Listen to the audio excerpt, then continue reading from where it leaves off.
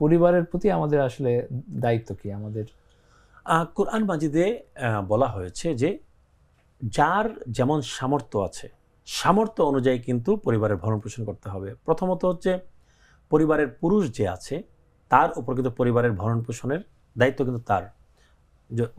স্বামীর দায়িত্ব হচ্ছে স্ত্রীর ভরণ পোষণ দেয়া, স্বামীর দায়িত্ব, বাবার দায়িত্ব হচ্ছে সন্তানদের ভরণ পোষণের ব্যবস্থা করা। তারা যতদিন পর্যন্ত বালেগ না হবে, তারা যতদিন পর্যন্ত কর্ম করার উপযুক্ত না হবে, ততদিন পর্যন্ত তাদের দেখাশোনা করা।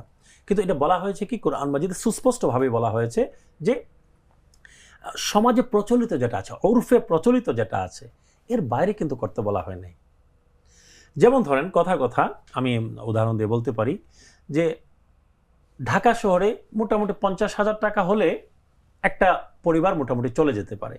ওকে, এখন আপনি মোটামুটি চলে যেতে পারেন 50,000 টাকা হলে, কিন্তু আপনি চিন্তা করছেন যে আমার 1 লাখ টাকা হইতেই হবে, আমার আরাম দরকার, আমার আয়েশ দরকার, আমার বিলাসিতা দরকার, আমাকে প্রতি সপ্তাহে একদিন আমার পরিবার পরিজনকে নিয়ে চাইনিজে খেতে যেতে হবে, পরিবার পরিজনকে নিয়ে আমাকে বেড়াতে যেতে হবে, টাকা কোথা থেকে আসবে? আসলে মানে হারাম পথে যাওয়ার চিন্তা মূলত কিন্তু এই বিষয়গুলো থেকে আসে। বিলাসিতার চিন্তা আমরা যখন করব যে আমাকে বিলাসিতা করতে হবে, আমার আমার আমার উপরে আবশ্যক হচ্ছে আমার সন্তানের জীবন ধারণ সমপরিমাণ খাবার তার মুখে তুলে দেয়া। আমার উপরে আবশ্যক হচ্ছে আমার স্ত্রীর মুখে ততটুকু খাবার তুলে দিব যতটুকু তার জীবন বাঁচিয়ে রাখে। ঠিক আছে, তার শাড়ির ব্যবস্থা করব। এখন তার শাড়ির ব্যবস্থা করব এর মানে তো এই না তার ওয়ারড্রোব আমাকে ভরে দিতে হবে দামি দামি শাড়িতে। No, it's not like that. 2টা শাড়ি 3টা শাড়ি হলে একটা মানুষের জীবন চলে যায়, 3 পিস জামা হলেই একটা মানুষের বছর চলে যায়। এখন আমার জন্য তো এটা আবশ্যক না যে তাকে আমি 300 পিস যখনই চাইবে তখনই আমি তাকে বাইরে থেকে এনে আমি জামা কিনে দিব, কাপড় কিনে দিব। No, it's not like that.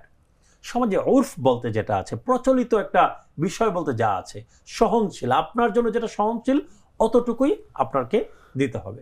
ঠিক আছে, এখন আমাদের চিন্তা চেতনা হয়ে গেছে উল্টা। বেশিরভাগ মানুষ অন্যায় করে, এবং হালাল রুজি নিয়ে আমরা কথা বলছিলাম, বেশিরভাগ মানুষ হারামের দিকে যায় কিন্তু মূলত পরিবার পরিজনকে খুশি করার জন্য। আমাদেরকে আল্লাহ সুবহানাহু ওয়া তাআলা দুনিয়া থেকে পাঠিয়েছেন পরিবার পরিজনকে খুশি করার জন্য? অবশ্যই না। আমরা দুনিয়াতে এসেছি আমার মাওলাকে খুশি করার জন্য, আমার আল্লাহকে খুশি করার জন্য। আমাদেরকে খুঁজতে হবে আমার আল্লাহর রাজি খুশি কোথায়।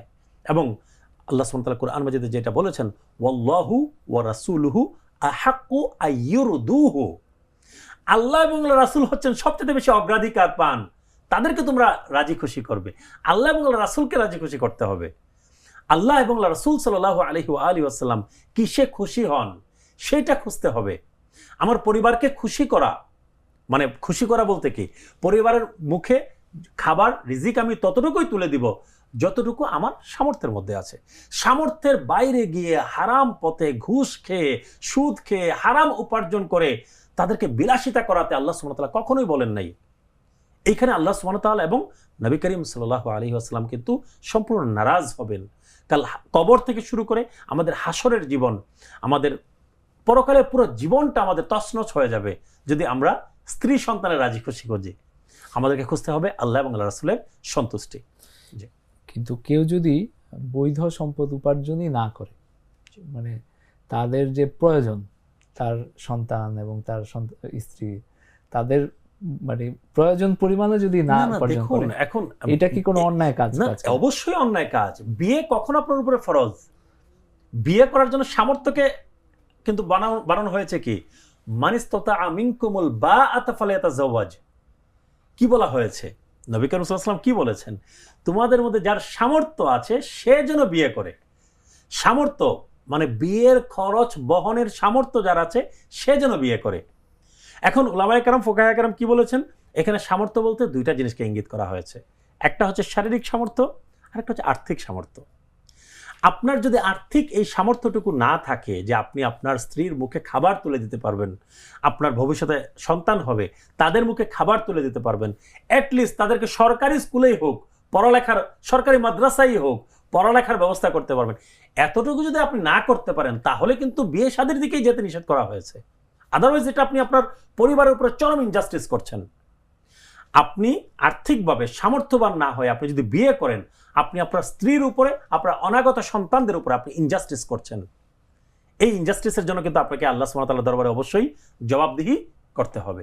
ঠিক আছে, এখানে এক্সেপশনাল থাকতে পারে, আপনি আপনার যখন সামর্থ্য ছিল আপনি বিয়ে করেছেন, কিন্তু বিয়ের পর আপনার চাকরি চলে গেছে বা আপনার ব্যবসায়িক কাজে অনেক বড় সমস্যা হয়েছে, অথবা আল্লাহ না করে আপনার জীবনে একটা অ্যাক্সিডেন্ট হয়ে গেছে, দ্যাটস এ ডিফারেন্ট ইস্যু, এগুলো ভিন্ন বিষয়।